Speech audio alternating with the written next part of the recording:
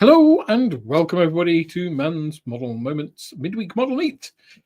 Here we are. It is sunny. I have had a double dose of hay fever medication, so hopefully I don't end up a sneezing mess by the end of this. But we will see. We will see. And it's come to that time of month again. It is unboxing month. I seem to be unusually low in this. Let me sort out this. See if the camera angle is, that's a bit better, isn't it?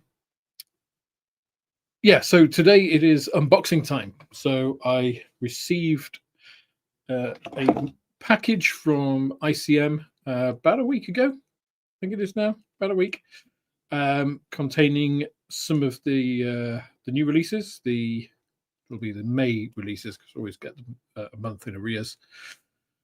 And I have not included the Dornier 217K, the new Dornier that they've produced. So that's a kit with new parts. They already do a Dornier 215 in various different configurations, including Night Fighter and Bomber versions. The 217 has BMW radial engines rather than the Jumo inlines. It had a redesigned cockpit, which also affects the shape of the fuselage. And I'm actually building that. I actually put the wings on today. So that is almost ready. So hopefully, fingers crossed, that video should be out. I imagine next Tuesday if I can make that happen. There's a couple of other bits that I need to get out before that. But I'm hoping that I can get that out. With that, of course, also came the replacement canopy for the MiG-29, which should have been out a couple of weeks ago, but I screwed up. So I've included that in the video because I wanted to show, even if you do something which you think is disastrous, and filling the front of your canopy with super glue is about as disastrous as you can get. So I'll show that on the video. And ICM kindly included a replacement canopy free of charge. And actually, ICM are very good about parts replacement. So that will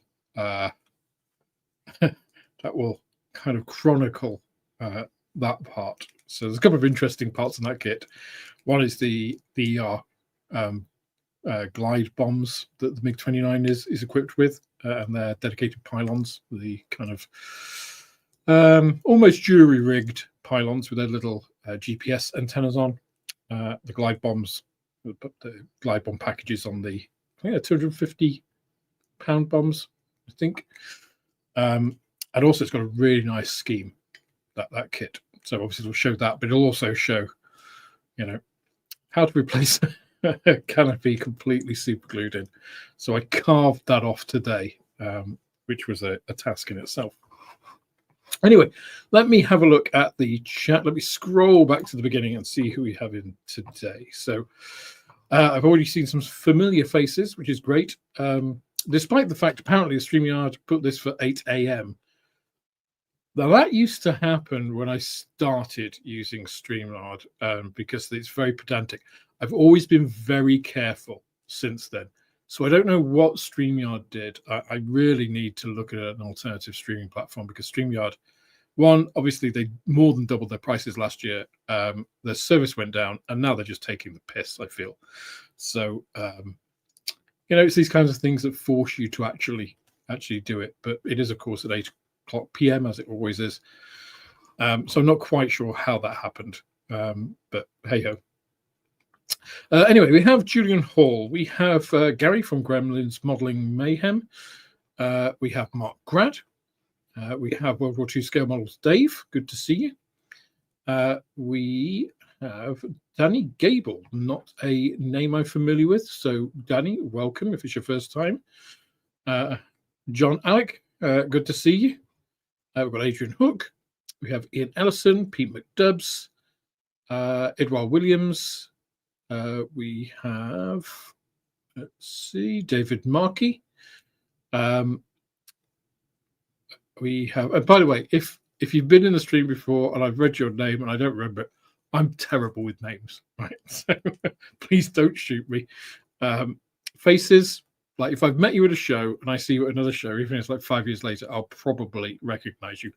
I won't know what your name is, but I'm very good about, like, visually, I'm great, but names I've never been good at. And that's with a career in sales where you would have thought it's, you know, important. That's why we have databases, right? Anyway, we've got Simon's Modeling Shed. Good evening. We have me talking about the timing. We've got Ian Ellison. We have people I've mentioned. We've got Stuart. We have, just scrolling down here, just people saying hello to each other, which is always nice to see. We have George Davis. We have Howard Kendrick. Me complaining about StreamYard. And we're getting closer to the present day in the chat history. Got Marcus, good to see you. Got ACF Nugget. We have Craig Jukes. We have Dave Fairclough. And I think that brings us up to the present. So Mark demonstrates very timely. Thank you, Mark. If you've got a question or a comment, if you could put question in capitals or QQQ in capitals, if you've got a question, or comment in capitals, just so that I can, it helps me, especially when I'm by myself, pick out your question or comment so I don't miss it. Even if I don't read it out straight away, I'll star it. So it means I can see those more easily. How did the Warhammer show go? So I had no idea how it was going to go. I didn't know what to expect, whether I was going to be sat in my own in a hall that I'd hired for the day. But it's actually really good. We had people come from just before 10 o'clock when we opened, right the way through to the end. So it was really good. It was really nice to meet a whole bunch of new people that some people had come in the shop before, some people were completely new. So it was great to see that. I will have a video which will come out tomorrow. I was planning to have it out yesterday or today, but actually I've been doing a lot of research for another video, which has taken up the time. So I'll be putting a video out tomorrow, which will actually have all the competition entries. So we had a painting competition, so paint, obviously come and try, paint on the day kind of thing, where I supplied, you know, things like these painting handles and the water pots, paint brushes, paints, minis to paint, and you could sit and paint, you know, put together, you know, clip out, put together one of the minis. It didn't require any gluing. It was one of the great advantages of the sort of Warhammer demo figures and some of their range, to be fair. And then you put it all together, painted it, and I took photos of everybody's in the same lighting conditions, so they were comparable. So there'll be a video out on that where people can vote, because I don't want to judge it myself. I would rather have, like, you guys, like a more, if you like, impartial audience to vote on those. And then there'll be a prize. There'll be two categories. I think we had about 12 entries across the day. You know, some people didn't want to be in the competition, didn't want to, which is fair enough. So there'll be kind of an adults category and then a juniors category. So the adults category, I'm not sure I've got prize here. I think they're all at the shop. I took them the other day.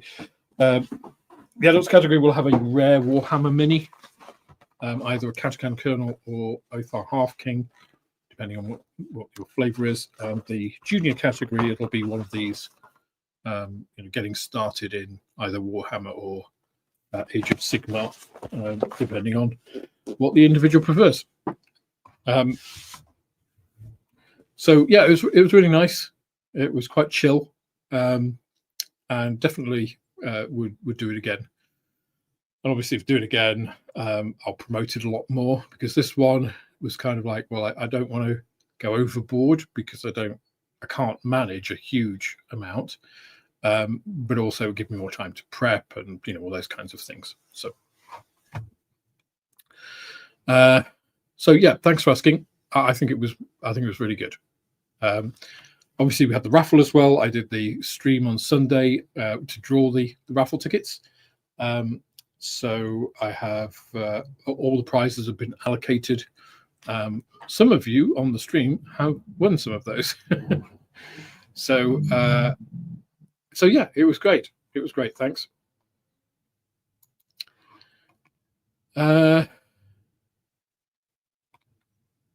Just having a look down.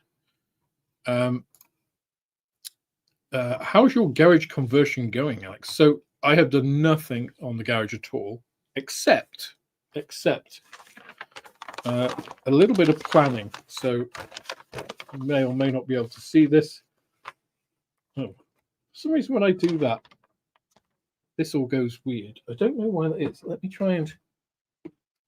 It's something to do with the way the camera sees the light. But this is basically planning out insulation. So it's how many sheets of insulation I need and how they're going to be paneled together. I got my tax return back, which is great. So I did my tax return. I was waiting for my P60. So I got tax back now. That came in this week. So the money that I overpaid last year in tax, which is great. Would have been great if I'd had it and not had to pay it, but so nothing has happened other than the planning stage. I've just now got to wait for the materials to arrive. Maria actually goes back to Barcelona to see her sister for like 10 days this Sunday, I think it is, taking her to the airport. So that gives me, a length of time where I'll have some evenings free. And fingers crossed it'll be dry, because I can't be handling insulated plasterboard in the rain. So hopefully you should see a few more videos on that going forward in the next couple of weeks or so. Simon's Modeling Shed says, a question, do you have the ICM 80th anniversary of D-Day planes, the new one, as an unboxing? Or Unbound, I presume you meant unboxing. I do. That is one of the sets. So I did put a post out a couple of hours ago on the unboxings tonight. So we have a long list. It is actually called the Conquerors of Europe's Sky. It is choice number 10 on the list. We actually have 24 potential kits. 24 choices, which are several different kits. Now, really, what I should do is, why don't I pop those up as a separate screen? Let's see. I think it's that one. There we go. So those are the choices for this evening. So I need to check the post out actually, because this is the YouTube studio view, which is my view, which isn't quite the same. So no, Simon, don't worry. It's not obvious unless you know what the set is. But basically, it consists of I think it's the B-26. I think there's a P-51 and a Spitfire in it. And it's called Conquerors of Europe's Sky, which is, of course, doesn't really explain what is in the set.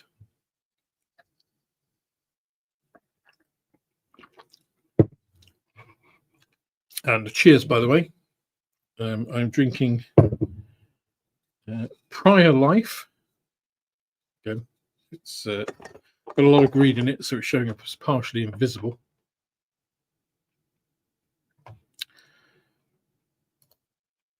Apparently, have Drim in. Ah, Drim, yes. Good to see you, Drim.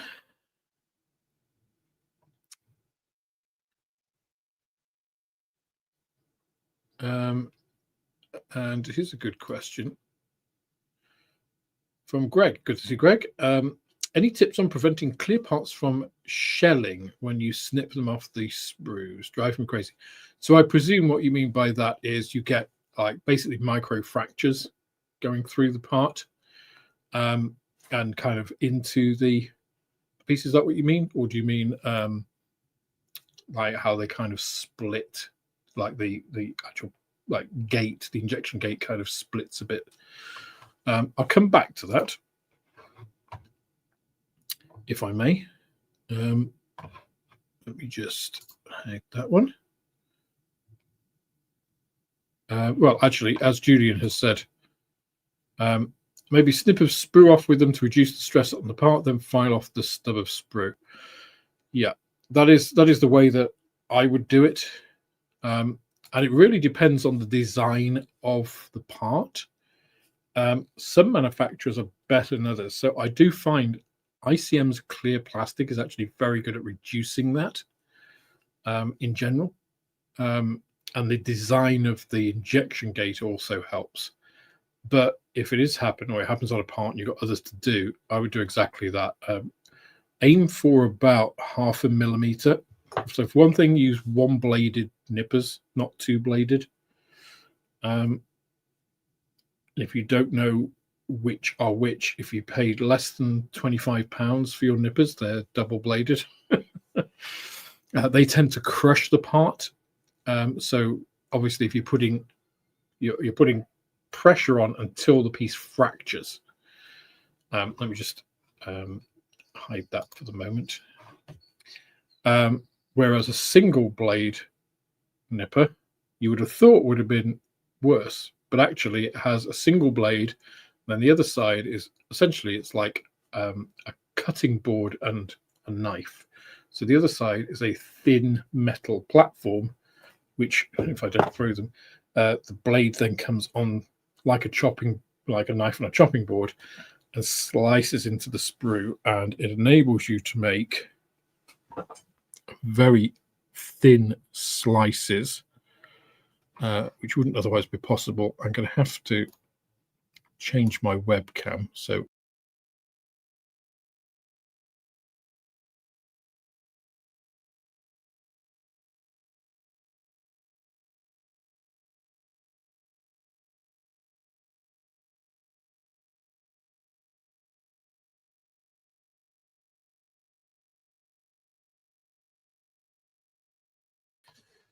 one moment, callers.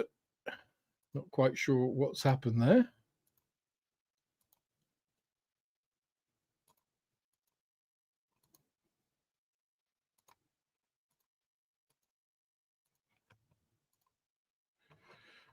Okay, 1 second. I think I'm going to have to restart StreamYard because it's screwed up yet again.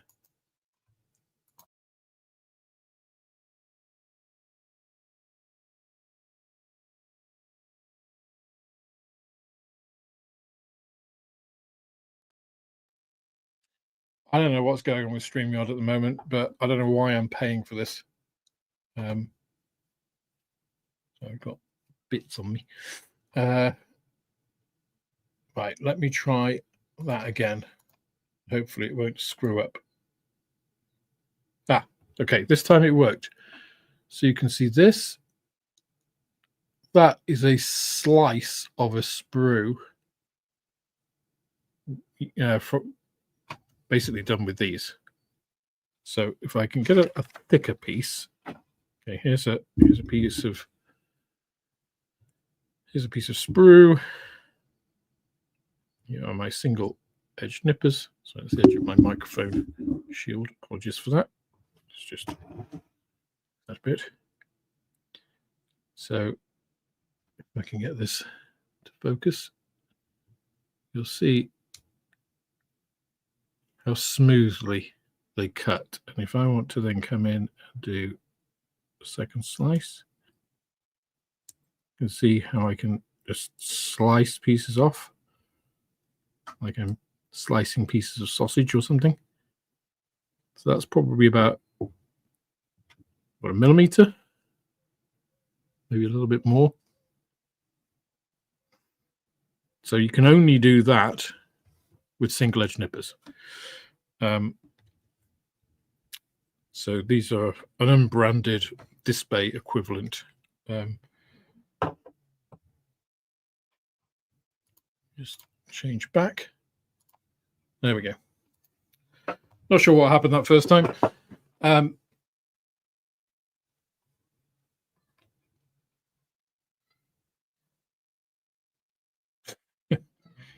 Yeah, I did fiddle with it. Apologies for that. It's yeah. I'll just check actually. Audio. Okay, still using the right audio. Good. Sometimes when I switch cameras, it also switches to the audio on the camera, and usually the audio on the camera is dreadful because webcams are not really, they don't really have very quality microphones in them. Okay. So a few more people have popped in since we've been speaking. So Andy Bowden, hello. Good to see you. Dafty Duck. Mountain Martford. Welcome, everybody. So, yeah, we have a lot of choices for the...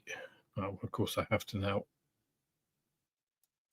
put the extra screen on again. There we go. There are all your choices for the unboxing. Let me just have a... I'll just open another window and drag it over here so I can still see what's going on and have a look at my post on YouTube just to see if people have already voted in there. Okay.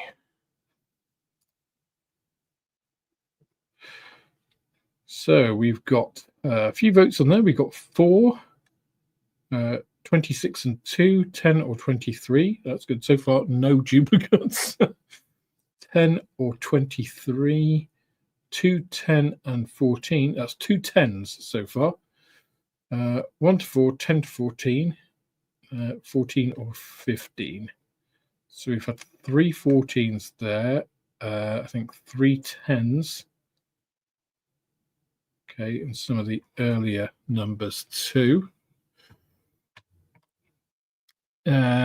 So yeah, if you guys want me to, particularly want me to unbox a particular one, number 10.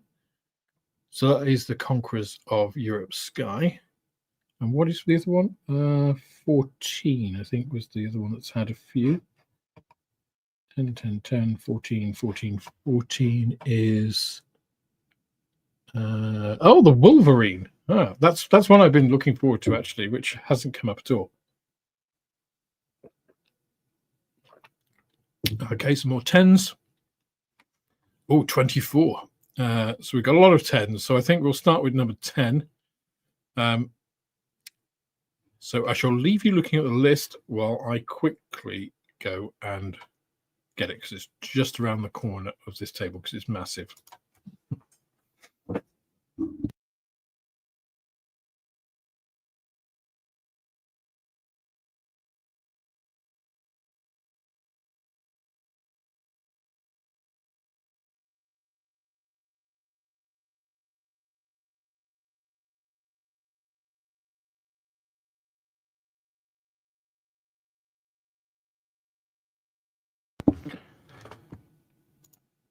And as if by magic, I'm back.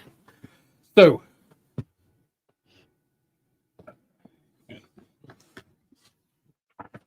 this is the box. It is absolutely huge. So this is the 80th anniversary of VE Day set from ICM. So it has the Marauder, the P-51 and the Spitfire. I haven't looked at this set, and as you can see, it's a big old chunky box. Those are the kits included. So I think it's a 5B. No, it's a Mach 16, P-51D, and Marauder B-26C. So I still have the protective plastic on here.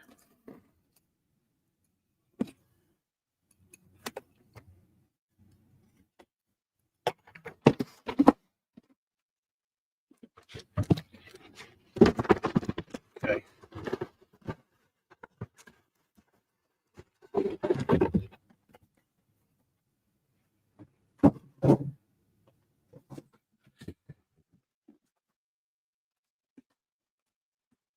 Oh, it is a dual tab box. Oh. And as you might expect, it's absolutely packed with plastic. So we have, there's the unmistakable silhouette of a Spitfire. There. This must be the P-51. Indeed it is. That one. And then the huge boxing of the Marauder. So you get 2 full sets of screws in there. I'm going to do the Marauder last. Partially because, of course, I've built the Marauder on 24-hour stream. So it is the same kit from there. And I've not seen either of the ICM 48 scale fighters. So, of course, we have separately bagged canopy to start with. I will switch cameras, but given that what happened before, I'll show it here first. So I believe these are slightly older toolings than the other stuff, but this still looks very nice. So we have some nice, delicate panel lining. It looks crisp. There's no flash to speak of there. That's the second sprue, which obviously has the large cockpit piece. We've got part of the undercarriage bays, various little bits and bobs there. Again, there's not really, I mean, there's a tiny, is that flash? Yeah, a tiny little bit of, actually, I'm not sure that is flash. Oh, there's a tiny bit of flash there, but I mean, almost nothing. Do you see there are lightning holes already drilled into this piece here. So, and some very nicely, delicately cast pieces. Again, I'll show you on the other camera shortly.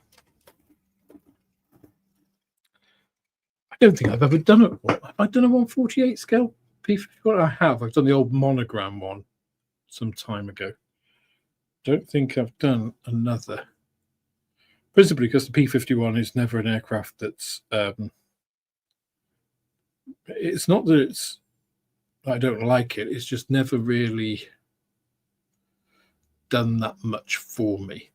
You know, I haven't looked at it, oh yeah, I've got to build that. It's just like, yeah, that's okay. But again, these are the wings. So again, you can see some nice delicate panel lining on there. Overall, looks like the separate flaps, but the ailerons are all part of the wing. Then you have a component that many people would like to see in a lot of kits. You have a pilot. And also, and again, I'll show you this better, but he's not in the traditional sitting on the toilet with his hands on his knees pose.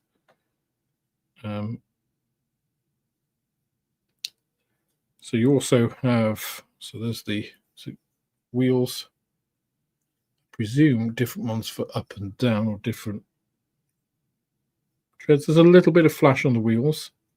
So a little bit more flash on this. This seems to be a little bit older. You can see some of these have a little bit of flash on them. So you get bombs, you get 2 different styles of props for it, 2 different styles of wheels, 2 different styles of engine mounts, I presume, because they're for maybe the Bs and the Ds, you know, A, B, C models, the Allison engine one, and the Merlin engine, we'll see. And then you have, as you all know, what I call the fiddly bit sprue, which has a bunch of fiddly bits on. So let me switch camera, and hopefully this will crash. Hey, there we go. So we'll start with the fiddly bit sprue. Apologies, I don't have my white background here. That's because I've drawn a load of garage plans on it. I'd also spilled coffee on it, which is why I used it for that. Unfortunately, this is the middle of the table, so you just have to put up with it, I'm afraid. I don't have any remedy for that. So here you've got, obviously, detailing for the sides of the cockpit. Here, there's a little bit of flash on these, but nothing that's going to require much in the way of cleanup. It's not going to take much. This piece, on the other hand, there's a lot of flash on that. Let me just turn off my virtual background. Virtual background off. There we go. That should be a little bit easier. I like these. These are quite sturdy. Landing gear struts. Quite a lot of cleanup to do on the small parts here. And yet this, the real tail wheel, is pretty complex and looks perfectly cast. It's just like the mold has got a little bit tired in this region here, because all the rest of this isn't bad. We have the seat there. We've got a little representation of a harness there, but you're probably better off adding something aftermarket, I imagine. Here are those other components.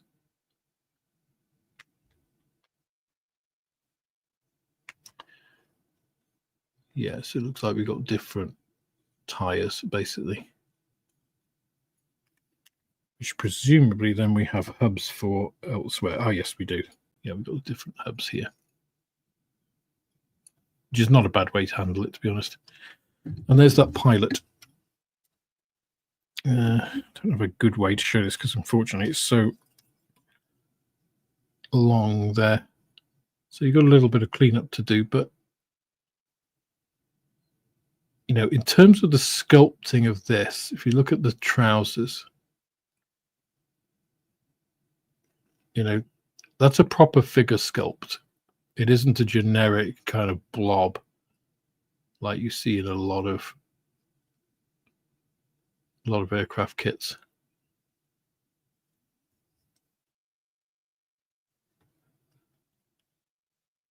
So that's actually pretty nice. I like the way he's got the mask as well, just dangling there.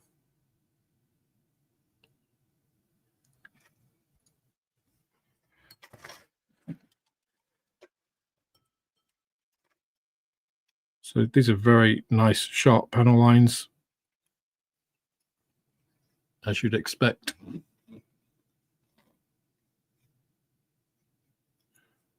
So you've just got the markings of where the shell ejectors are here, though. You've got some raised rivets along here too.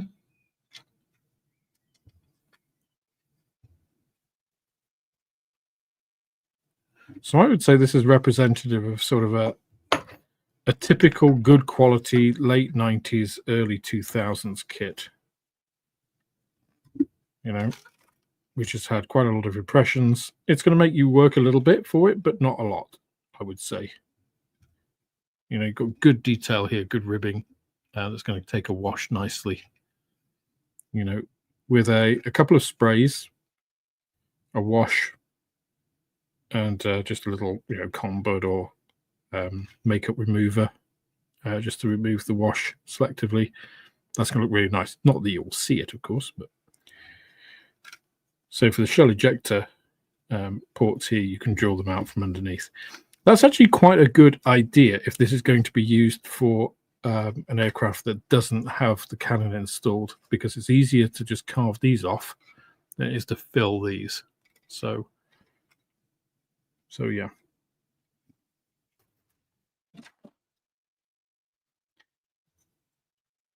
So the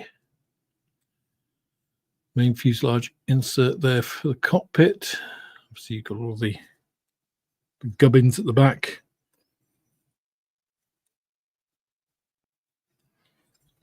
Got that wheel well insert. Some nice detail on the gear covers, which of course you will see if you're parking it, because they were sometimes parked with these down. I believe sometimes as well they stowed them, so you have to check your references. And that's quite a nice addition of a seat as well. So obviously different type of seat from the one on the other sprue. So I think the D's had this one rather than the other, but I don't know, I could be wrong. And then the fuselage. We're back to the so again, some nice surface detail here.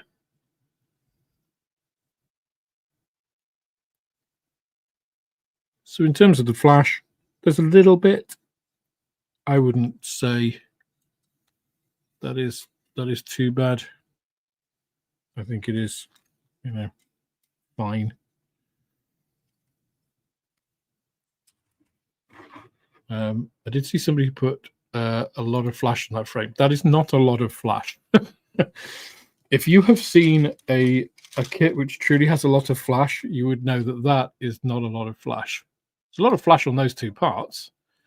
But overall, I mean, I could probably dig out a Revell kit which would make this look like it was, a current 2025 tooling. That looks a solid little kit. I wouldn't say it's anything special, but I wouldn't say it's bad. Sounds perfectly. You could make a good rendition of the P-51 there, I believe.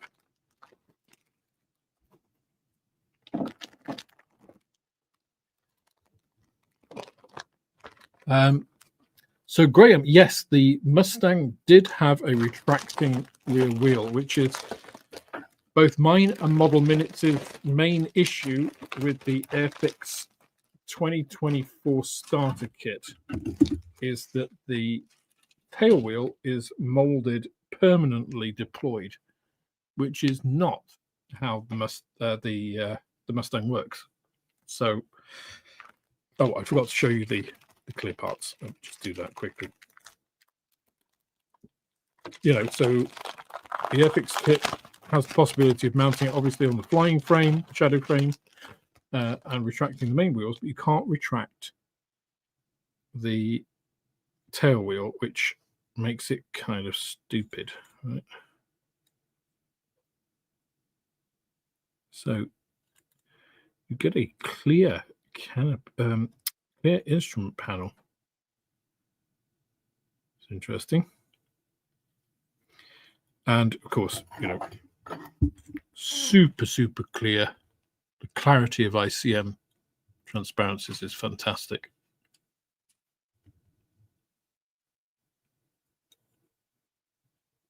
And then whatever that part is.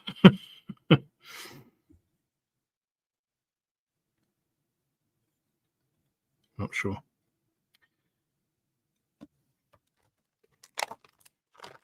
So transparency, pretty straightforward. I mean, the P-51 had a pretty decent canopy, so you kind of expect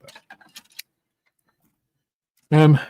I'm just actually going to have a little look on scale mates.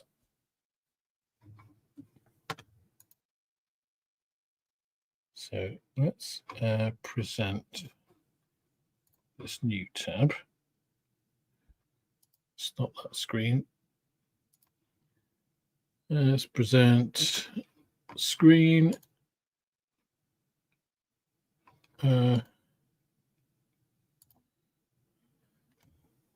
just do scale mates. And let me show you that. There. Okay. Put that on full.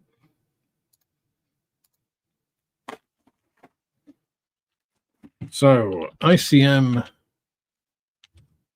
No, I don't want to try and access the code. ICM P51. So 148 scale, ICM P51. So yeah, obviously they've done it in the B, the K, the D, A, B. Yeah, so the C. So it's a very versatile kit, obviously. So let's just have a look at the D.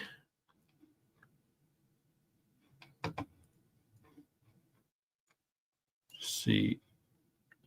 So originally tooled in 2001. So yeah, as we said,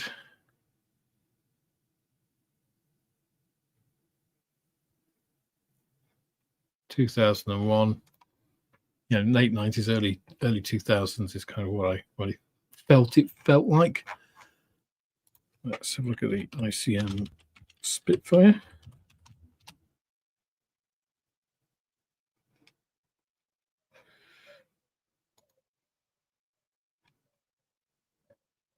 You can tell these are older kits when they have the less good artwork.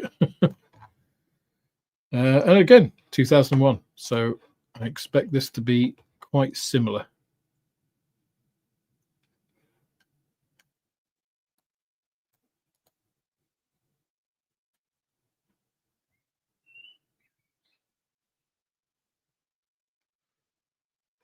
Right, just scrolling to the front.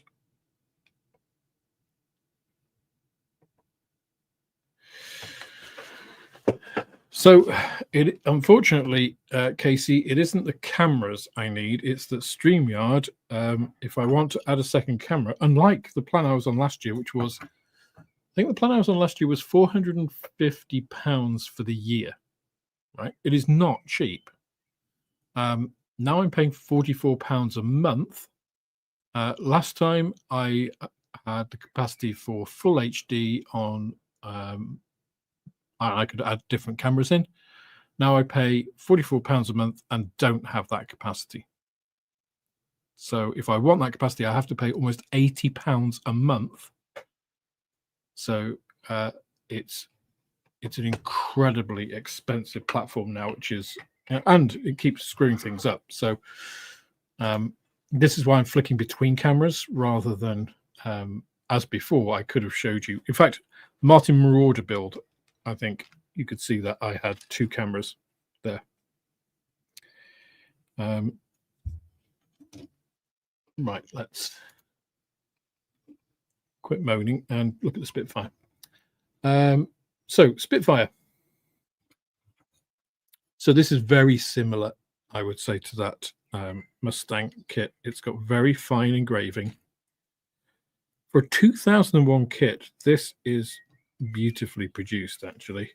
If you compare this to, say, an Airfix kit from 2001, it's not Tamiya. I wouldn't say the quality of this is Tamiya level in terms of the, not in terms of detail, but in terms of maybe the casting, I want to say. I don't even know if that's right, actually. The feel of it, I guess. It's also a little bit more complex, I think, than a Tamiya kit of that time. So that's a really nice control column. You know, you've got the separate piece in here. in the yoke. Got some nice detail pieces. You have this. Obviously, the Spitfire's control panel and it was actually multi-part and wasn't connected in this way. But most kits simplify this to this, because actually what you can see in the cockpit from this level, it doesn't really make any difference in this scale. I think when you're going to maybe 132nd, going to 124th and above, yeah, I get why you might want to do a more detailed panel, but 48 scale, I think this is a good compromise, and most companies do that. Looks like we've got a couple of Hispanos here as well, and the scale thickness of these is very good, actually. Very nice. Very fine casting here. I mean, these parts here, these are phenomenal. Look at those. I think for a 2001 kit, this is pretty impressive. It feels more delicate, I want to say, than a Tamiya kit. Tamiya kit, the joke is you shake the box, it goes together. This does not look like that would happen at all. It looks like you're going to need to put a bit of work in to get these pieces together. But the flip side of that is, of course, the reward for it. So this looks really nice. I must admit, I wasn't expecting this from this age of kit. Oh, no, that's clever. Look what they've done here. This is one single piece, but look how they've accommodated the ability to put in different engines by having this piece that you cut out, forward piece. Because, of course, when the Spitfire was lengthened to accommodate the 61 and then changed again to accommodate the Griffin, it was the front that changed. Same in the Hurricane. So that's a clever way of handling that rather than casting the entire fuselage. So let's have a look, see if we can see the... Oh, and there we go. Those are extra parts, look. So you cut the fuselage and then you put these pieces in. Oh, you've also got different wingtips. Oh, and you've even got the HF versions, the high altitude wingtips. Oh, and the LF as well. So, I mean, you could make a lot of variants with this kit. You've got Brownings here, bombs. Spitfire is a terrible ground attack platform, but as Johnny Johnson said, it's far too vulnerable to flak because of that big oil tank right in the nose, the first place that got hit. And once your engine loses its oil, you're cooked, basically. Oh, it appears you actually get a Merlin engine in it as well. That's pretty good. That's pretty good. And all the mounts. Yeah, it's kind of what I'd have expected from an ICM kit. Yeah, you got a bit of flash here, but that's nothing. Around the spinner here. It's pretty good.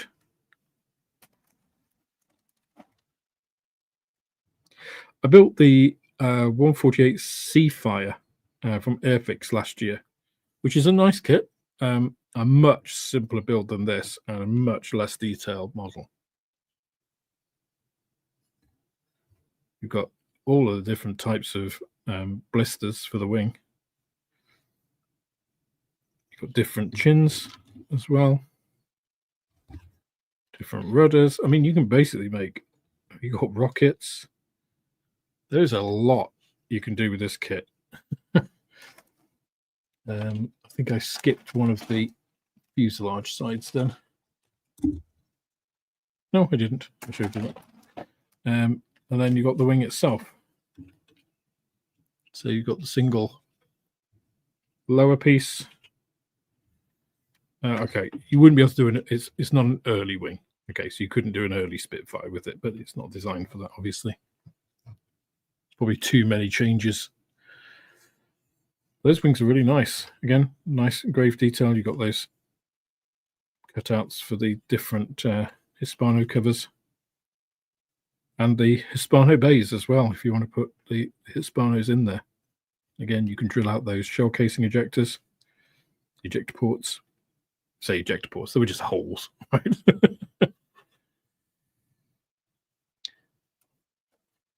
I'm pleasantly surprised by that kit. I did not think, because I'd heard these older toolings. I know they're 109, the 48 scale 109 is a little bit more tired. I understand it. Anyway, I've not seen it myself. I don't have any reservations about those kits. I like them.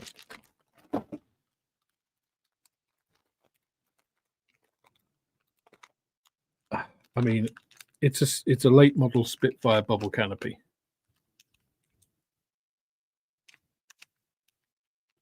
That, I guess, is going to be your limitation on what you can build with it. And obviously this is packaged as, I think it was a 16, wasn't it? A 16 or a 14. That's more of a limitation on you than the plastic they include. So I won't bother opening it because, as you know, it'll be faultlessly clear. And then you have the huge box. I won't get all of this out. Again, if you want to see this in more detail, go and have a look out. I did do a 26 hours in 26 minutes summary of the Marauder build. But just to give you an idea, so this was new last year. It's a fabulous kit. Just to give you an idea of the detail and how crisp this detail is. This goes together like a dream. Here's the main cockpit floor. These parts. Come on, focus. Stupid camera. So they're pretty plain. This goes on top of this. This is the hatch door down to the escape way through the lower front landing gear bay. You get the entire bomb bay in this kit. So just to give you an idea there, these are the access doors into the bomb bay. You then have, you've got the bomb bay roof. But it's interesting actually, because building the Dornier 217, it's incredibly narrow compared to this. This is such a fat, wide bomb bay. Completely different design philosophy for a 2-engine bomber. And you get ribbing detail inside the undercarriage bays. You get all of the partitioning pieces. It all. I mean, this does almost fall together a la Mia.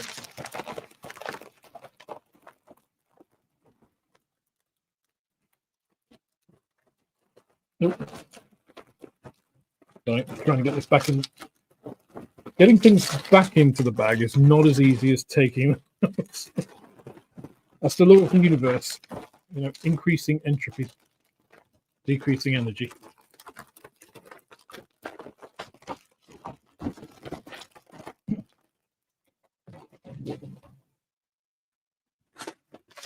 And I won't open this because it will be a nightmare to put out, but you can see how many parts are included in the other bag. So you get complete turret detail, you get the complete gunner stations. These doors at the rear, you can actually make them slide up into the fuselage. So if you're careful and don't glue anything, these will actually work. It is a phenomenal kit. You also get 2 full radial engines. If you probably can't see there, you get a full bomb load. There are 4 massive frames in there. A lot of plastic.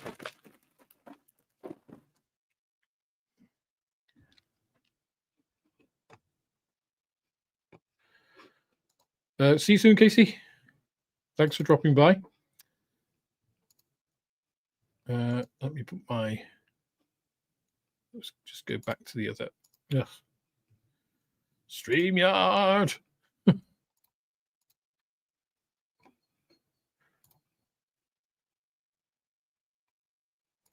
There we go. So yeah, that was a really nice set. I was actually impressed. I hadn't opened it because I thought, well, it's not that interesting. You know, I've seen the Marauder before in a couple of different iterations. It's a really, really nice kit.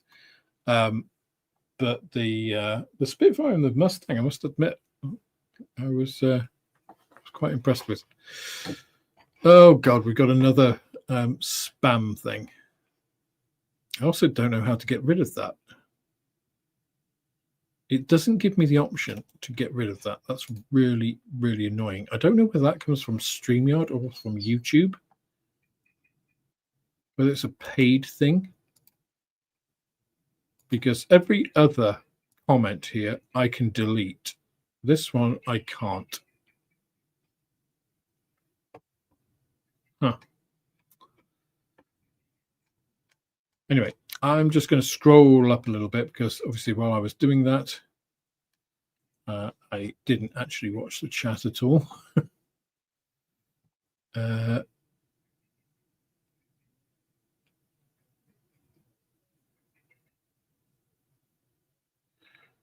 only just saw the comment from Casey because I happened to glance across at the time. Yeah, I mean, John Alec knows StreamYard is ridiculously overpriced. It really is. There are other streaming services, but the thing is, StreamYard established itself with a, you know, it was relatively expensive, but it had free options. It was super easy to use, and it integrated with other platforms. You know, so I think what they did is they got people on board, and then when it became established, it just jacked up the prices. And of course, going to other streaming services, once you've used one, it's just like, well, okay, if most of them are paid for, right? So what am I paying for? How does it compare? You know, there's that barrier, and it's time and effort that you have to invest. Which, I mean, quite frankly, if I could double my, if I didn't have to sleep, I would still use all of the available hours to kind of stand still. So it's a difficult one. You know, StreamYard are real shysters at this moment, but the barrier to get away from them is difficult because they created a very, you know, easy access, ease of use platform, kind of, you know, with the first one's free kind of mentality. Which StreamYard time, no, it's not.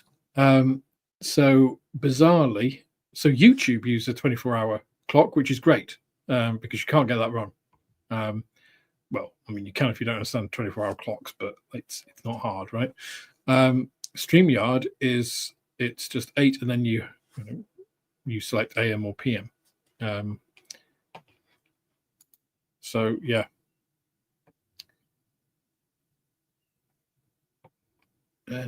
Okay.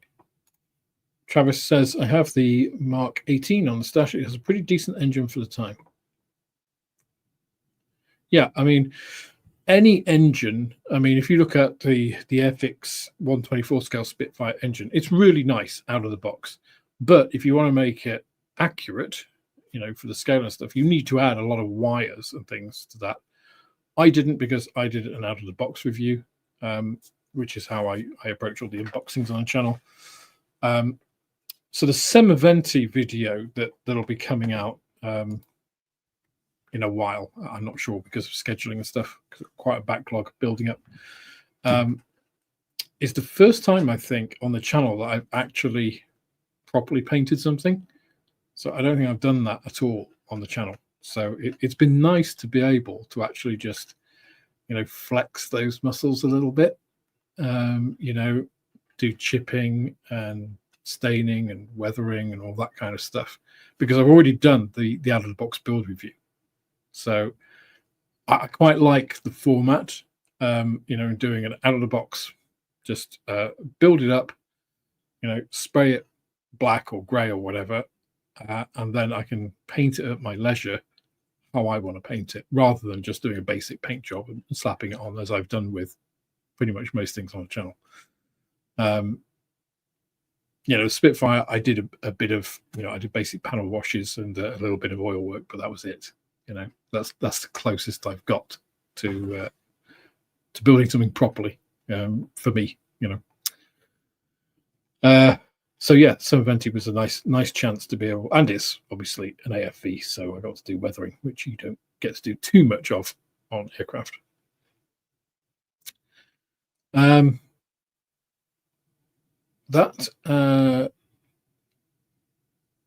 best viewers on boost line thing is a really annoying thing. I'm going to have to look into that. Anyway, sorry, that's my problem, not anybody else's. Stephen Haynes Models, welcome. Good to see you. Craig, how much is the 80-year anniversary pack? I have no idea. Let's see, I should do.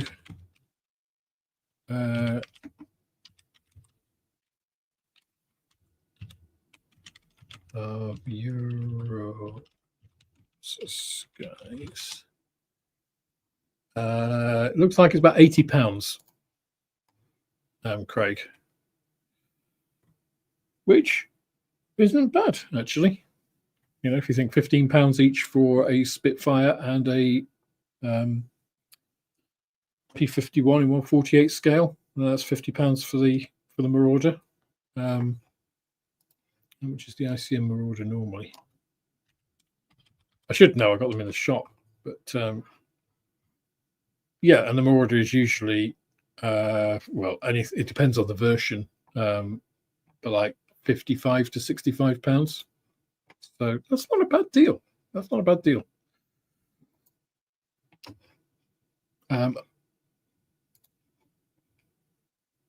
Yeah, I tend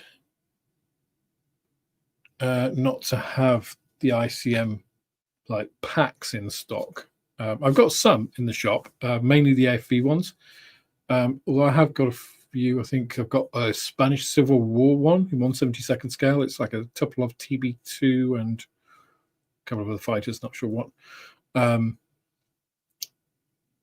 But people aren't used to buying packs in the same way they used to buy individual kits. Obviously, they're more money, so people kind of hesitate, and so they have a longer shelf life, if you like. They don't get as much turnover, so I tend not to have them. Obviously, I can order them, but that requires a little bit of time. How's 25-25 going? The actual build of the 25-25 isn't going badly. It's the finishing of them, with, especially since YouTube have changed the algorithm, and I've been working like buggery behind the scenes to try and rectify some of that. So yeah, let's see what happens after Maria's away for 10 days. See if I can catch up a little bit in the evenings.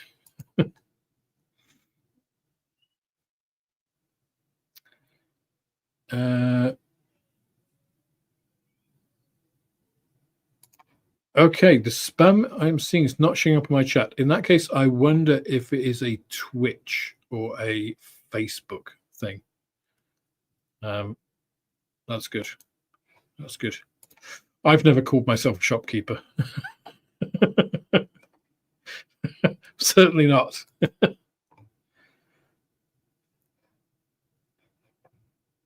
It's gone out right still.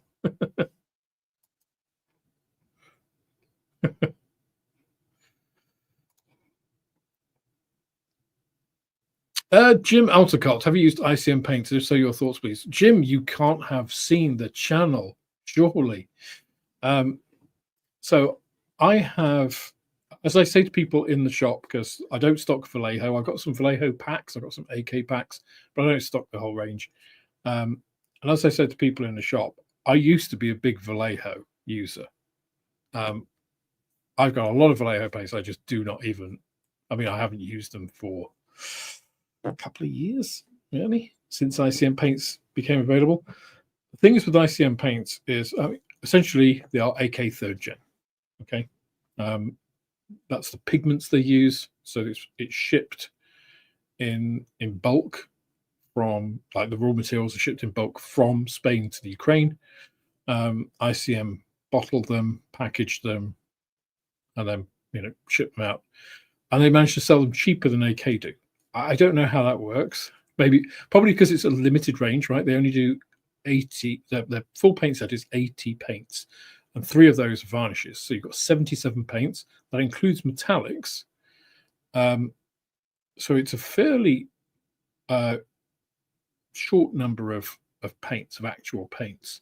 However, right, so it's a little bit like the Tamiya range, right, in terms of size, a little bit smaller, and yet it has a wider chroma gamut than the Tamiya paints. Tamiya paints do not use very many pigments. So this is why I use ICM paints exclusively now for hand painting. And I've actually been spraying them a lot recently. So I have a service in the shop where I can color match any paint or mix specific paints for people. I use ICM paints for that. So yeah, they're really good. They're very high pigment density. So they can provide good coverage, and they're nice to use. So they flow very nicely with the brush. They dilute with water if you want to use water. I use 10% ethanol. So Maria brings me back bottles of ethanol, because in Spain they're sensible. They can sell, medical ethanol, 99%, I think it's 98%, without incurring duty on it. Because as she said, everybody in Spain knows isn't stupid enough to try and drink it. If you want to drink spirits, you go to a bar and drink spirits. You don't try and drink that shit. So, good old common sense. Who would have thought the Spanish have more common sense than the Brits? I mean, that's the state of this country. So, yeah, they'll take something like that. You can use, what do you call it? Car wash, the car screen wash. Isopropanol based. So isopropanol based screen car wash, you have to check that it doesn't have methanol in it. Some of them are methanol based. They will fuck things up. So methanol, it's as the name. So those of you who do chemistry, so methanol is an OH group on a methane group, on a methane molecule, basically. Ethanol is an OH group on an ethane molecule, and so it goes up. So propanol. So I was going to do a video a while ago, right? I've got some ball and stick chemistry models, which I bought specifically to do a video exactly on this, about trying to get people to understand a little bit about solvents and all those kinds of things. So basically, you go methanol, ethanol, then you go to propanol, butanol, and on and on. And that's the same with gases, or because you've got methane, ethane, propane, butane. So all of these things will be familiar if you're used to like plumbing or gas camping stoves and things. You're just adding more carbon, more CH2 molecules, building blocks. So more methane groups. So the chains get longer. Methanol, despite it being a smaller alcohol than ethanol, has its solvating properties aren't as good. It's harsher, so it causes things to what we call crash out, precipitate. So when you get water or a solution of something like beer, if I mix beer and milk, the beer will cause the proteins in the milk to come out of solution, so you get a gloopy, horrible, like particulate mess. That's what happens if you put like a methanol screen wash. If you try to use that with like a standard acrylic paint. Same if you try to use IPA with some like Vallejo, it'll tolerate a bit of it, but not too much. Otherwise, that'll happen. So it's all about solubility. Ethanol has very good solubility characteristics. I am indeed in my professor mode. I've got my science hat on now. So the ICM paints are quite tolerant in terms of what you can put in them. So they will go with water, but of course, if you're just using water, you're not breaking the surface tension for spraying. They do have their own thinner, which is actually quite cheap. It's like £2.50 for a bottle of 50 ml. Whereas if you think the Tamiya thinner X20A is about the same, about £2.25, £2.50 for 10 mils. And if you're buying the big bottle, it's like, £8. I sell it for £7.50, but it's about £8.99 retail. So they're pretty cost effective. Like 12 mil pots as well, so they're bigger than Tamiya. They cost less. They've got better chroma coverage, so they're better for mixing. They go on better with a brush because they don't have alcohols in them, so they don't skin up like Tamiya paints do if you're trying to brush paint them. And you can dilute them with things that make them reasonable to spray. So for me, it's one of the only. So them and Tamiya, because Tamiya are nicer to spray, but more limited in scope. So those are the two paint ranges at the moment I use. Acrylics, not or aqueous acrylics, rather than lacquers, which is another ballpark entirely. Okay, got completely distracted there. But yeah, in terms of, yes, I've used ICM paints. I use them almost exclusively now. So I tend to use rattle can primer because it's quick and easy. And then I use ICM paints sprayed or painted on top of that. And you'll see that in most of my videos now. I'm using ICM paints. So yeah, it's one of the reasons. And actually, Zinzan put it really well on Airfix and Chill on Monday. It's not, you don't just have to take my word that ICM like paints and kits are good, because I could be saying that because they send me kits for review, right? But I've invested several £1,000s worth of my own money in stock for the shop because I believe they are good kits and good paints, and I recommend them. And people in the shop who have tried them come back to me and say, actually, the ICM paint's pretty good. And it's like, yeah, I wouldn't have recommended it if not. Because if your recommendation to something in a physical shop where somebody's come to you, they're going to come back if it's a bad recommendation, right? Which I encourage, absolutely. I have a chap who does cars, and he bought some clear lacquer from me. And I don't know what had happened in the manufacturer because I've used this clear lacquer before and without problems.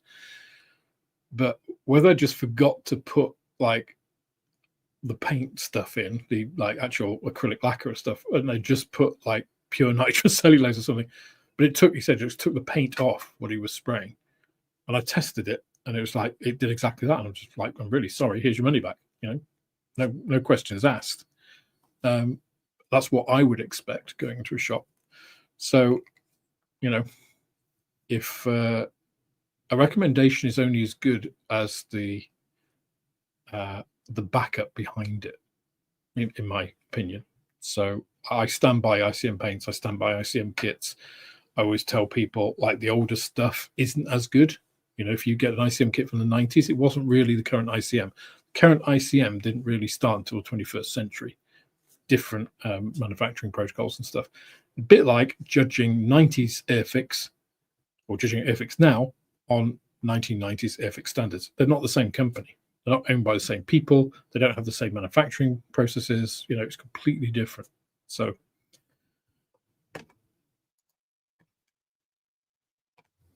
the 4 candles scene from the 2 Ronnies is absolute gold. And if nobody's seen it, it's on YouTube. Absolutely go and watch it. It's fantastic. Mountain Watford said, Alex, I really fancy an Illusion 2, and I noticed you have the 132nd Hobby Boss kit in stock. Is it any good? I've never personally done the IL2 from Hobby Boss because 32nd scale IL2 is massive. The box is huge. I believe it is a decent kit.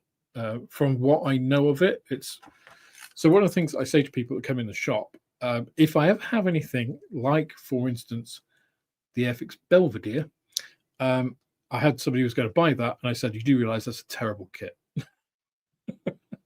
I said, I did a review on it. It's one of the worst kits I've ever built. I said, the only reason to build it is for nostalgia. And he said, that's okay. That's why I'm building it. It's like, that's okay. As long as you know it, because I don't stock stuff in the shop that I believe is crap, unless it's for, an Airfix Vintage Classic is specifically for the nostalgia build, but I wouldn't want somebody to buy it accidentally, So my understanding is it's good. Now, how accurate it is, it should be, because, Hobby Boss, the Chinese companies, they do a lot of Soviet era and Russian subjects, as well as obviously Chinese and stuff, because they have direct access to a lot of those things in the way that we don't necessarily have the same. The accuracy of something like that is probably going to be much higher than, for instance, if they do a Sea Harrier. So I would say go and have a look on YouTube at people, reviewing it and make your decision from that. That's one of the things I think that YouTube is really good for, because you can see the actual stuff and make a judgment on that. But I haven't personally built it. I say it's just too bloody big.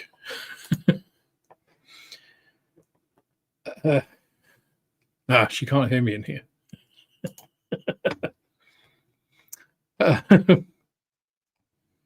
Ethanol is very soluble in my bloodstream. Yes, it has very many properties. The other good thing, okay, so basically I got these liter bottles of this ethanol. I've got a little squeezy bottle, like 500 ml squeezy bottles. They're used in labs. You can pick them up on eBay. I should really get them in the shop because they're really useful. But they're not expensive. And they have these screw tops. You can fill them up. So I just make a 10% solution. So one of the things I would say to everybody, just to say, buy a bottle of deionized water, like a big 5-liter tub. Again, it doesn't cost very much. You can get it anywhere. Get it off Amazon. You can get it from supermarkets. It's often sold for cars or, putting batteries and things. If you still have a car that has an unsealed battery, or for irons and stuff, because of course it's deionized. There's nothing in it. It's just water. It doesn't have calcium salts to come out. Use that for doing anything with paints. You'll thank me, because if you use tap water, you can get away with it until the time you can't. So again, put isopropanol. If you're in a hard water area, you risk calcium salts crashing out, and it'll destroy your airbrush. Basically, I think calcium is chalk. So do you want to put chalk in your airbrush? Probably not. But yeah, I just make a 10% solution of deionized water.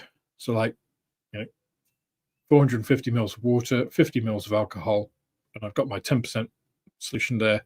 And I just use that for thinning my paints, either for hand brushing or for airbrushing. It's just the quantities differ. And it smells good. So when you're painting, there's just like this little smell of pure alcohol, and it's just like, that's nice.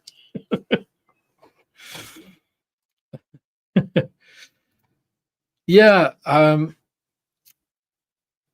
don't know who distributes in the US, Mark. I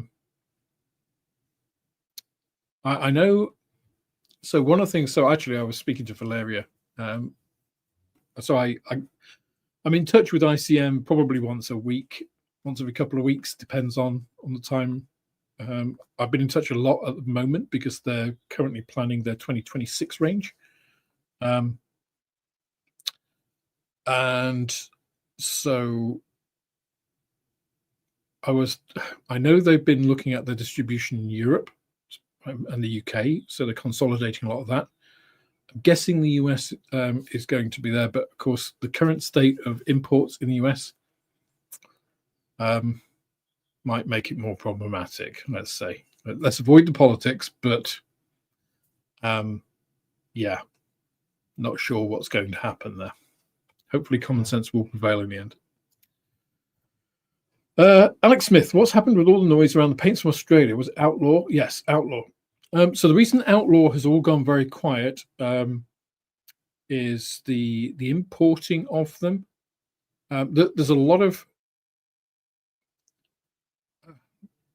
personal life stuff, let's call it that, around the owner of Outlaw, a lot of health issues and things I don't want to get into because it's not my call to make. The upshot for Moth, who is the UK importer, is that he hasn't been able to get stock. Now, I took the decision a couple of months ago to stop stocking Outlaw paints. So all the Outlaw paints on my website are reduced. So they're still excellent paints. And if we could get the flow of them back into the UK, I would restock. The paints themselves are superb. But a paint, this is a bit like World War II, right? The Germans made some really good kit.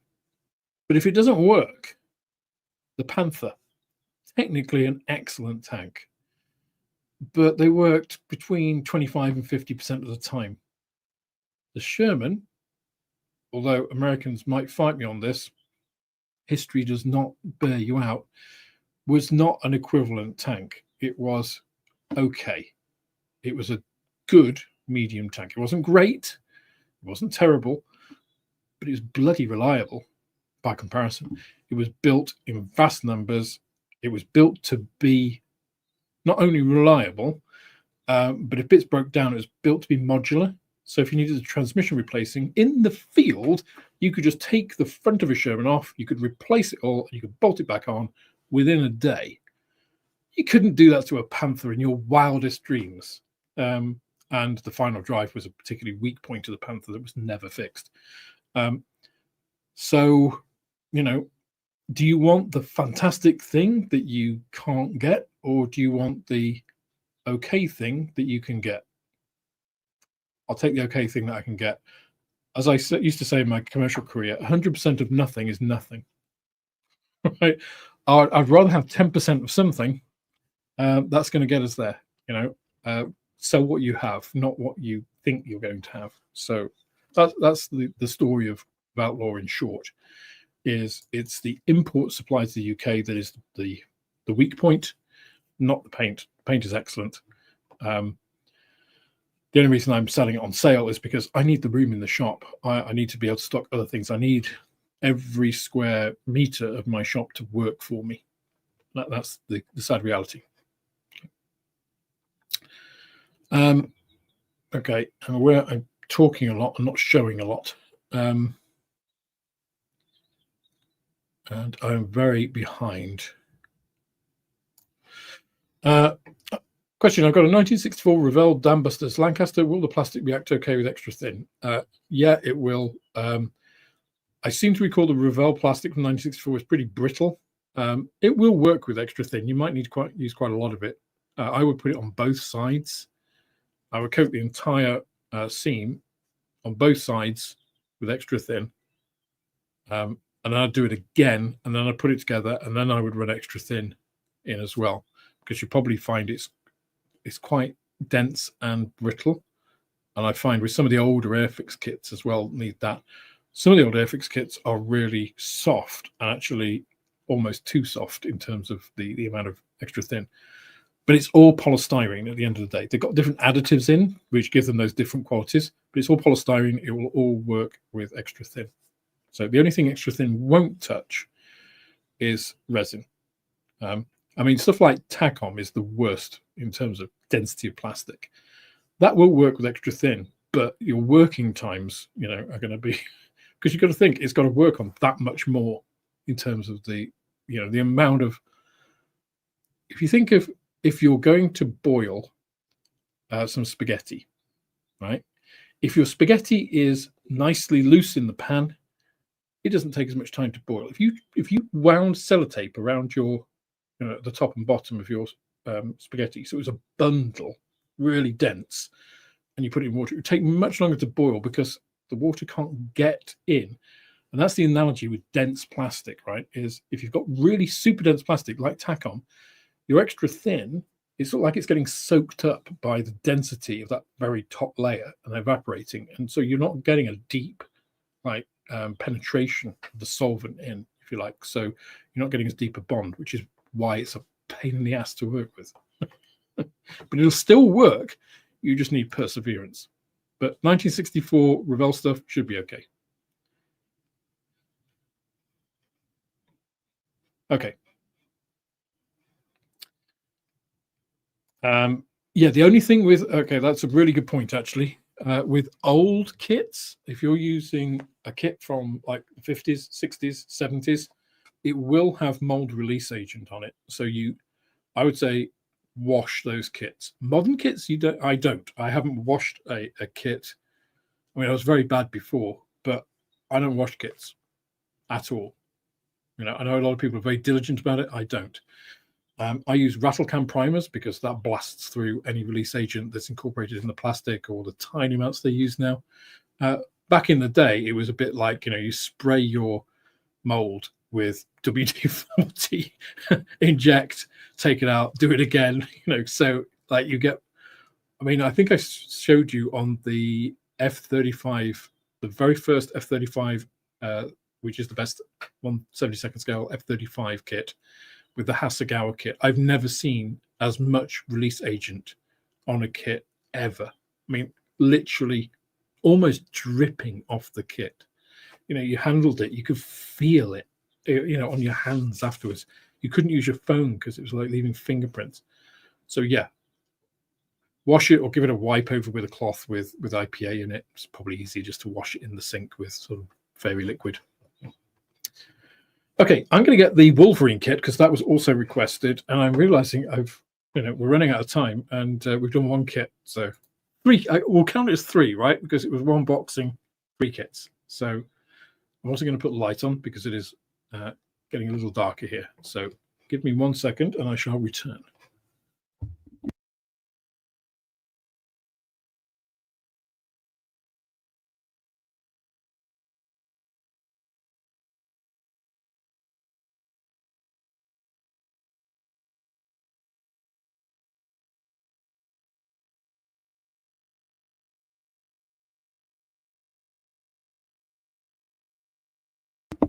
All right. Wolverine, Polar Light. So I thought this would be something a little bit different for the channel. So I'm going to make this, especially with the discussion on figure painting and things recently. I've got a couple of videos that I'm going to be doing on figure painting. And I thought this would be an interesting exemplar, as it were. Still in its plastic wrap.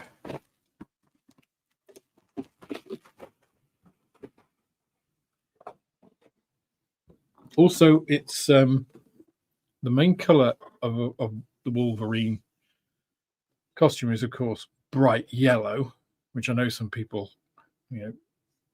don't like.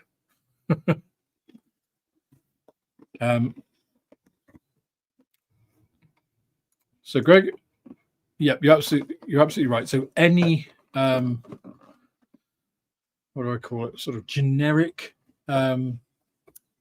thinner for aqueous acrylics will work with ICM paints. So, like Ultimate Model products, I've used their thinner with it. Like you say, Vallejo thinners. I mean, thinners from most manufacturers are pretty good. I wouldn't use X20 for Tamiya thinners with any normal aqueous emulsion acrylic, purely because they contain so much in the way of organic solvents, which of course the Tamiya paints are formulated for, but others are not. They're detergent based, so you're only asking for problems. Okay, so that's yellow. It's also a lot more yellow than it appears here. I think the green screen is taking away some of this yellowness. I'll look at it on the other camera and you'll see. This is pretty much what I expected from a Polar Lights kit.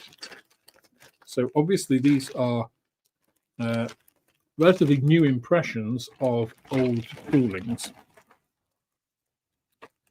So You actually get a really nice, really big base there. Oh, everyone's favorite chromed parts. So those are obviously for his adamantium claws. And then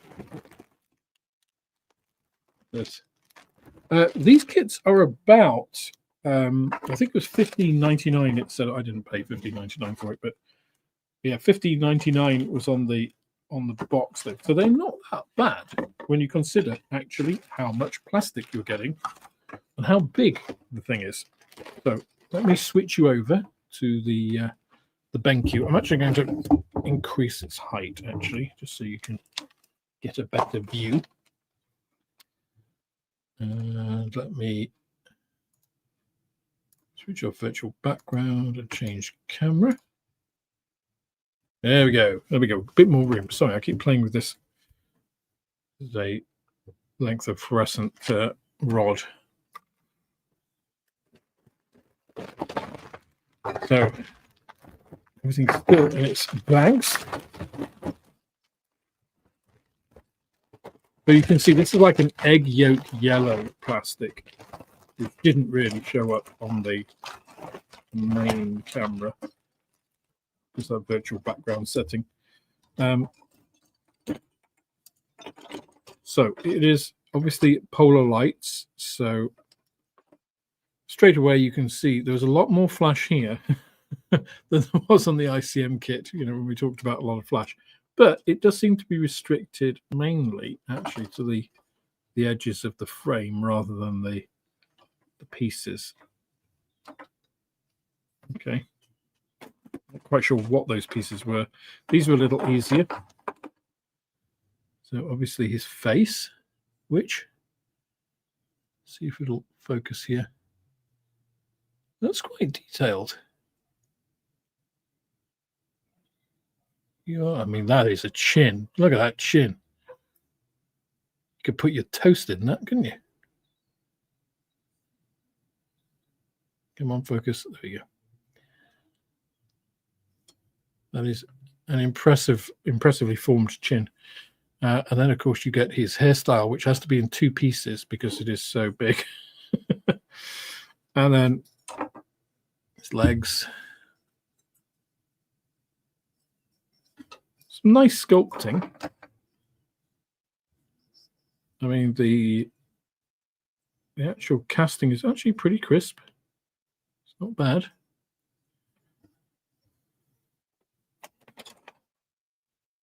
Well, there you have.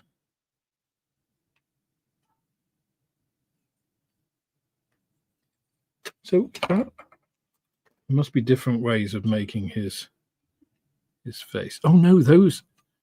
I beg your pardon. That's his hairstyle. These are his sideburns and forelock pieces. These are the sides of his hair. So his hair is actually three pieces. My hair is barely one piece these days.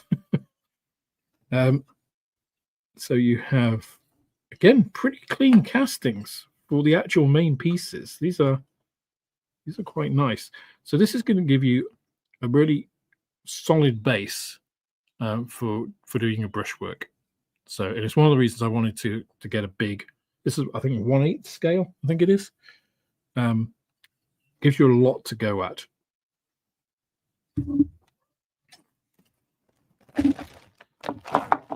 Everything is individually bagged, which is good. Well, I say individually bagged. Some of the sprues are paired, but they are all in plastic, which hopefully is recyclable. I think it is. Doesn't say, maybe not. But it's good for keeping the plastic. Oh, so this is like a Phoenix base. That's some sort of robot head. I'm afraid I do not know my Marvel that well. But that's quite nice. Got some good textures on here. Some Wolverine claw marks. So that's interesting. That, yeah.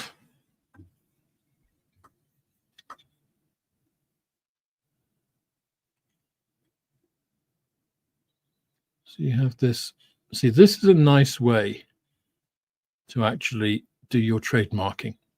So when I reviewed did the unboxing review of the Revell Mandalorian Starship, where they've actually cast in, not in relief, what's the opposite of relief? Raised detail of the Star Revell logo on the bottom of the smooth hull. Utterly ridiculous. This is sort of printed in a some sort of resistant ink. That's a much better way of doing it, and it's on the reverse face, obviously. So I approve wholeheartedly of that. So yeah, copyright 2013, round 2. Copyright Marvel, made in China, as a lot of things are these days. So I think some of those original pieces here, these I think go on. These are all pieces that go on this base. There's a big chunky old base here that you've got. I must admit, there's more here than I thought there was going to be for a fairly simple figure. And again, considering you're paying £15–16 for this, and you're going to be painting this, you know, the painting of this is going to take a lot longer than, well, for a lot of people, a lot longer than a traditional model kit. And you're going to learn a lot of skills doing it. This is pretty good value. A few pieces have come off. I think that's the back of his masked head, perhaps. His ridiculously bicepped arms. You've got the hands where you put the Wolverine claws in, those chromed claws we'll come to in a second.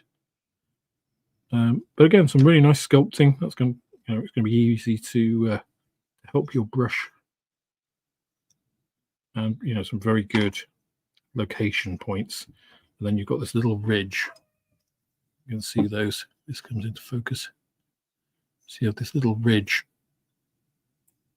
indented and extruded here to give you a decent seal all the way across. I'm actually pleasantly surprised at this Polar Lights kit.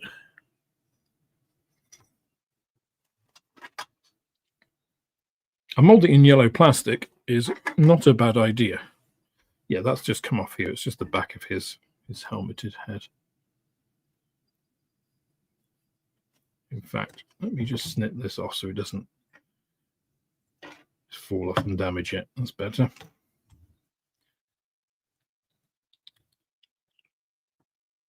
Oh, wow. Okay, so the fit of that is, I would say, excellent. That is pretty seamless. That is impressive. I'm a fan. I'm a fan of that. That's good. And then we have the two torso pieces. So, you know, this is going to be a substantially sized figure, all in when it's made. Have a look at those chromed claws. I think these will probably be divisive among people looking to do this figure, whether they want to deal with chrome claws or they want to paint those. But it's quite a nice touch, right, to put in a kit, especially at this price point.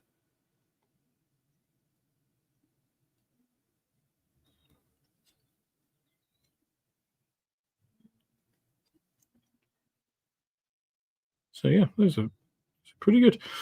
I must say, I'm pleasantly surprised at that. I thought that was going to be, well, if I'm truthful, a bit horrible. But actually, I think that's pretty good.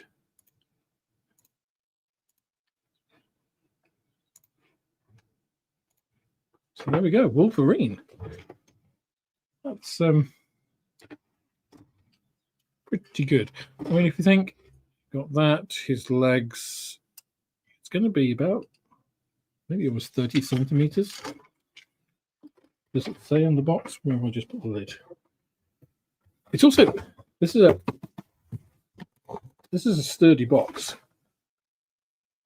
Oh, it says no glue required. So that fit. I tell you what, that reminds me of Gundam, of Bandai's Gundam kits, the way it went together and how smooth that fit is. That is next level. That's impressive, especially for what could be a very difficult smooth surface. I'm not even sure where that joins now, looking at it. It's because I've not got my glasses on. It's just there. That is, I'm telling you guys, that is impressive. I know it's a small piece of yellow plastic of a silly superhero that looks a bit goofy, but technology-wise, that is some good molding.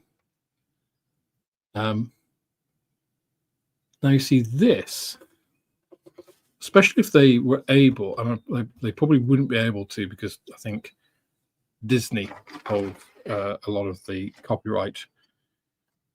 But if they did this for some of the more current Marvel characters, you know, Iron Man stuff, I think this is more likely to get a younger generation into the hobby than making a starter kit of a Spitfire, if I'm honest. Especially with the way that went together. You know, if you can just slap that together and you've got, you know, your hero, you know, the guy you've just seen in the movie, Captain America or Black Widow, or, you know,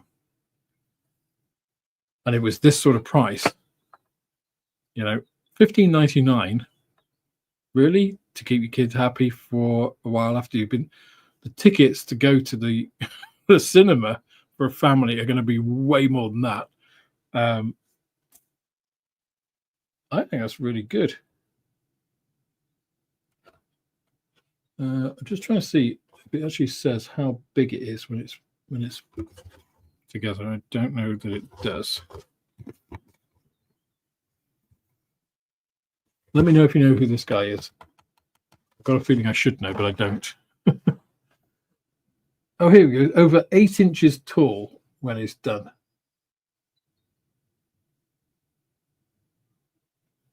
Marvel Comics' Uncanny X-Men comes Wolverine.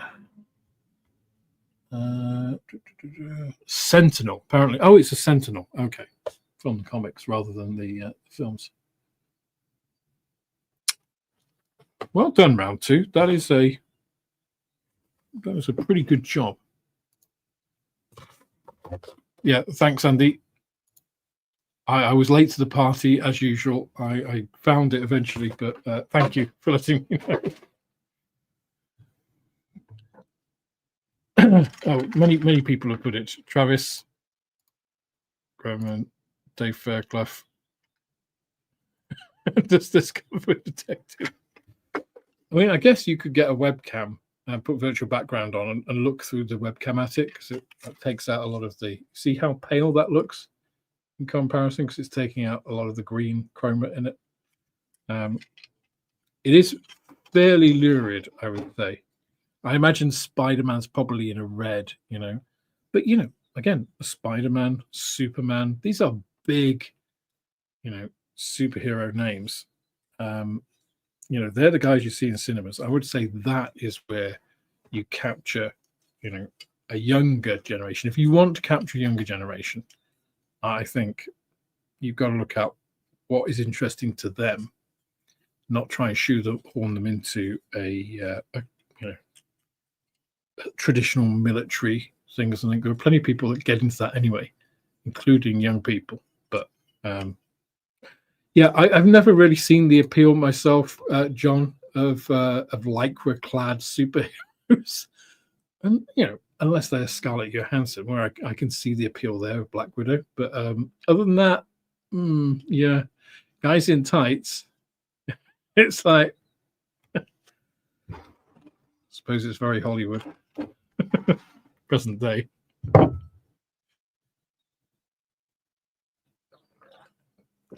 So with that, let's have a look at the list. I think we've got time for another one at least, because that was a short one, because not many pieces. I would say if you get the opportunity and you're interested in one of the characters that do something, You want something different that's going to be a mojo build. I mean, the way that head went together, I'm still shocked by. That was unreasonably good. I'm forgetting quick builds, which I'm still not convinced by. It's a proper model kit. You don't need glue. You can glue it if you want. It's a subject that I think people would find interesting. It's a bit different. If you want to paint it, this will develop your painting skills for sure. A different set of painting skills that do translate. Absolutely do translate. Oh, I'm going to put his claws in, otherwise I'll be looking everywhere for those. Very different type of model, very different type of subject. But I have to say, hats off to round 2 for producing that. That's a reasonable price. Actually, it's a very good price, I think. If you think about how much plastic you're getting there, £16. You think of an equivalent £16 model kit. You can pick up like an Edward P39 for about £16. But it's rare, right, to get those kind of things. £16, usually it's 1/72nd scale. This is as big as a 1/48 scale aircraft. It's kind of more solid as well. For a younger modeler, that isn't going to provide them with any issues. So there's no frustration there. I think that's a solid win. Color me impressed. Right, let me get the. I've got to get the list. I've got to remove that, which means I have to present, which means I have to stop that screen, which means I have to then get another one. See, they make you work when they're going for the free thing. They make you work, well, not the free, but they're like, the less services you pay for, the more complicated they make it so that it's easy to upgrade, but it's just ludicrous. Oh, we had a very strong 23 in there for the Hella Vigan. Let me just take a little look back at the comments on the post. 26 to 10 of 23. We've got a 20, so 2 for 23. We've done 10 of 14. We've got a 13, a 1 to 4, 2, 2. So 2's got a couple. We've got a couple for 23. So 2 and 23, I think we're coming between 2 and 23. So if you want to put your votes in, which would you prefer? So number 2 is the Marston Mats and the Dragon's Teeth. I'm not sure I got all of those, but I got some of them for sure. Number 23 is the Vigan. 23, another 23 there.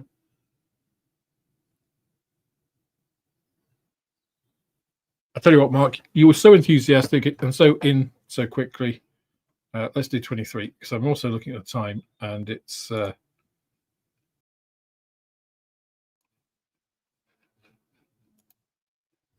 And the Vigan is probably easier to do. If I get any more time, I will try and find where I put those Marston Mats et al. So this is the Vigan, which also is in a much brighter yellow box than this would seem to imply because of the green screen.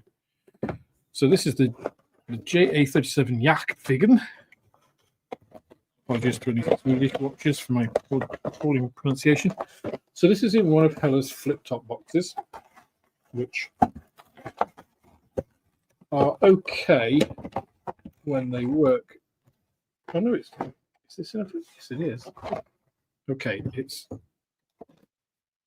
I'm not a huge fan of these, I must say, because they have some clear stickers on the end that you can't see. And if you don't see them straight away, it starts to rip because it's not very thick card. It's quite thin. This is quite flimsy in terms of the. Yeah, see that's ripped. See that there? How that's ripped. So I think these flip-top boxes seem like a good idea, but the execution of them, I think, is lacking. Let me take you to the other camera, because I think this is an important part of the Hella experience nowadays.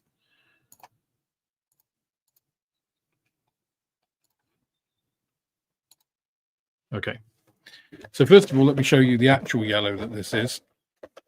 It's not quite the egg yolk yellow of the Wolverine kit, but it's pretty bloody bright. So one of the things that I like about these new Hella boxings, let me just get on full screen, is they give you a nice little, like, you know, experience-wise, this is nothing, right? It costs them virtually nothing to put this in, but it's a nice little thing. This, I must say, it's not great quality, but you know, it's a nice thought, I think. This. Then things start to go downhill a bit. I mean, this is shipped in a box that the instructions can't fit in without bending. But immediately your instructions do this, right? I'll just put those two on the side a second. Then you have this. I'll just let that sit for you. Tissue paper. This is a bit like getting something that somebody's, you know, packed at home as a gift for you. So you open the paper, and then you have the sprues just sitting there, not bagged.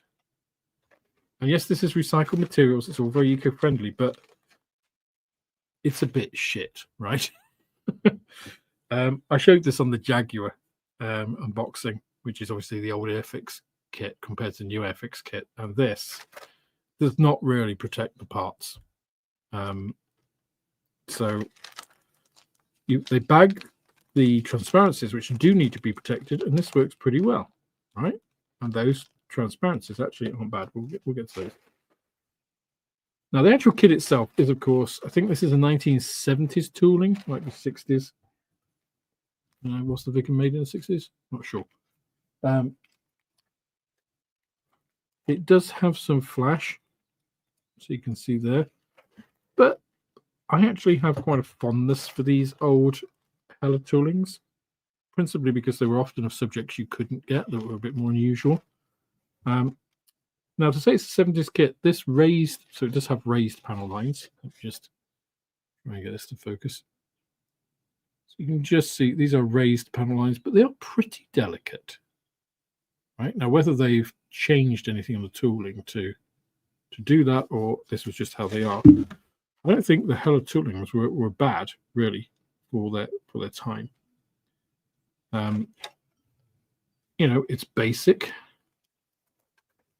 These smaller components are, you know, come on, focus. There's some detail there, but it's not huge. Parts are a little bit thick, but it's not bad.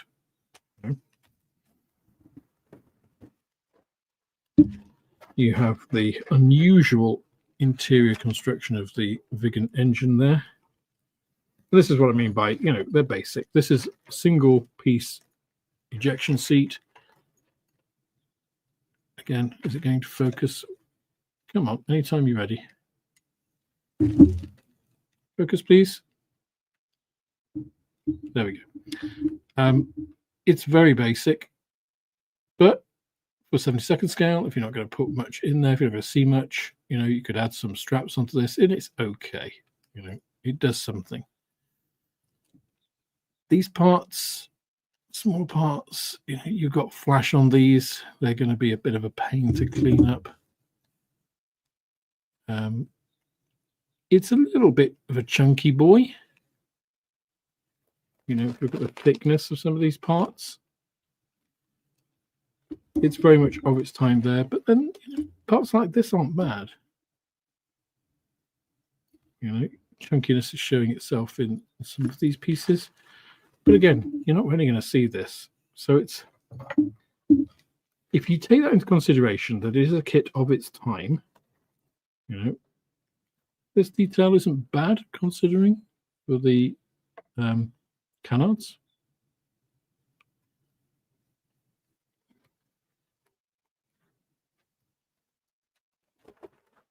Again, more tissue paper, which folds the other way. Again, this is just ridiculous, right? And then you get the main sprue frame itself for the body of the jet. Again, some of the detail here isn't bad. For 72nd scale, again, taking into account the age of this, you've got some hub detail. That's not too bad. You have some fairly appallingly large frame components in the main injection hub. But, I've seen worse sidewinders on much later kits than this. So overall, it's kind of, are you happy, spending, I think it comes in at about $16.50, this kit. Have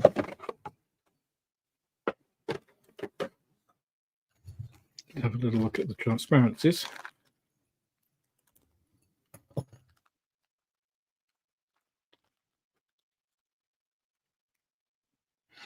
So let me bring you in close for these.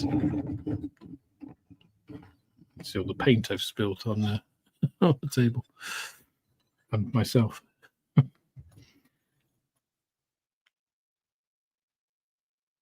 So in terms of clarity, it's not bad.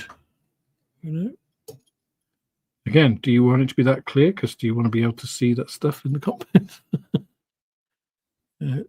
So this is obviously for recon nose, which is, I don't think, featured in this kit at all, this version.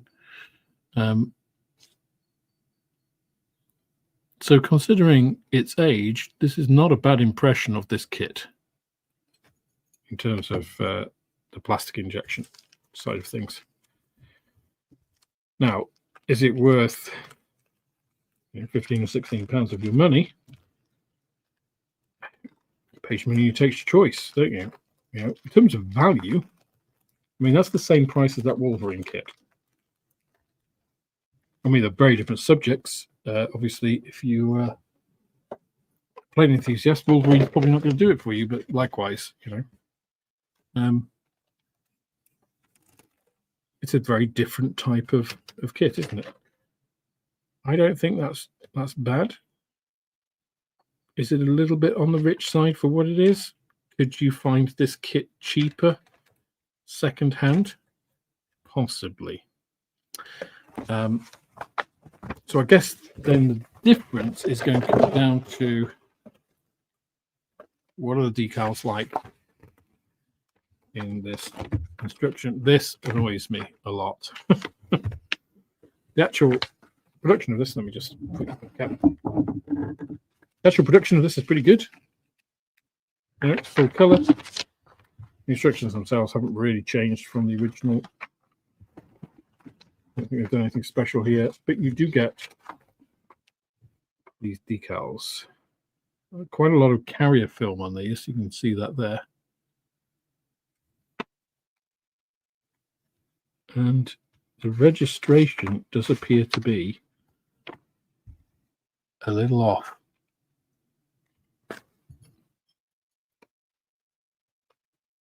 Is it me, or is that blue circle not 100% centered in that yellow one? That top bit seems to be a little thicker than the bottom to me. I may be wrong. Also, the the printing of this red, can you see it's sort of grainy? It's not a uniform color. For the Jaguar decals were borderline unusable. These don't seem as bad, but I've not used these. What they'd actually look like on the model, I'm not sure. I don't like that kind of striation on the red at all. Well, it's kind of an orange. So, yeah, I mean, you could probably buy a second-hand one cheaper if you've already got some decals for it, or the decals in the kit worked, or you got aftermarket decals. I'm not sure this warrants the premium. Personally, I think I might be a little more inclined to pick up a second-hand one and do it that way. It's also a really dull scheme, I think. This, obviously, it's from the later deployment of it, but it's, we've all seen grey. One of the things that makes the Vigan really interesting is that lovely splinter camo that the Swedes put on their 80s jets. So this one, if I had £16 in my pocket and I had a choice between buying this and buying the Polar Lights Wolverine or equivalent, like Spider-Man or whatever, if I know what I know about the two kits, I think I'll buy the Polar Lights.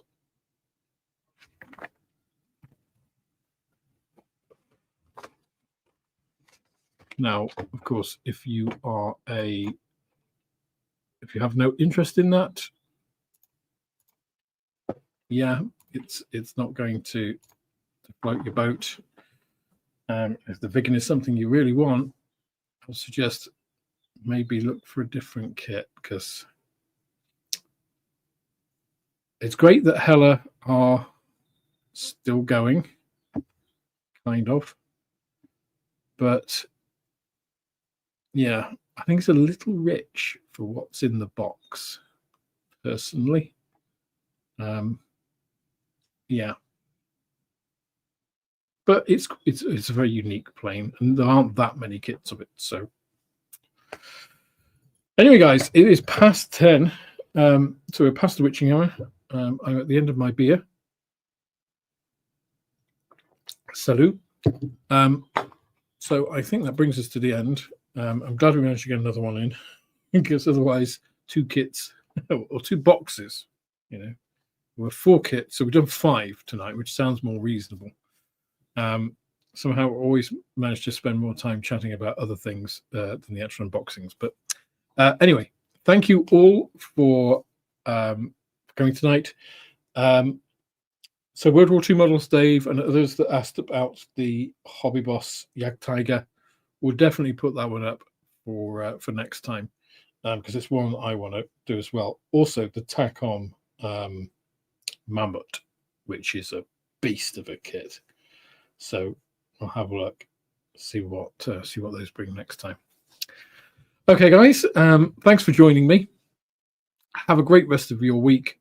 Great weekend when you get there. I'll be on Scale Model Inc. Live on Friday night, as usual. Other than that, have a great one and see you next time. Cheers, guys.